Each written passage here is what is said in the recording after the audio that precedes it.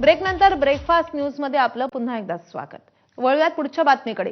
मुख्यमंत्री समृद्ध पंचायत राज अभियानाच्या निमित्तानं कवठे महांकाळ तालुक्यातील अलकुडेम गावामध्ये विशेष ग्रामसभा आयोजित करण्यात आलेली होती।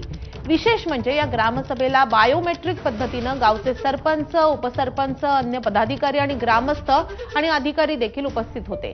बायोमेट्रिक पद्धतीनं ग्रामसभा घेणारी राज्यातली ही पहिलीच ग्रामपंचायत ठरली आहे। या ग्रामसभेमध्ये गावातील अनेक प्रश्नांवर चर्चा झाली, तसेच पंचायत राज अभियानाच्या माध्यमातून गावामध्ये राबवण्यात येणाऱ्या योजनांची माहिती या ग्रामसभेच्या माध्यमातून देण्यात आली। आजच्या मीटिंगमध्ये ही राज्यातील पहिली ग्रामपंचायत असेल की बायोमेट्रिक तत्वावरती आम्ही ग्रामसभा अत्यंत चांगल्या पद्धतीनं पार पाडलेली आहे।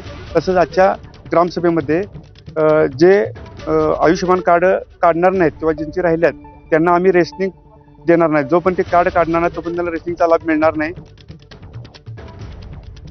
तर या बातमीसोबतच ब्रेकफास्ट न्यूज मध्ये वेळ झाली, इथेच थांबण्याची। पुढचं बुलेटिन घेऊन येते माझी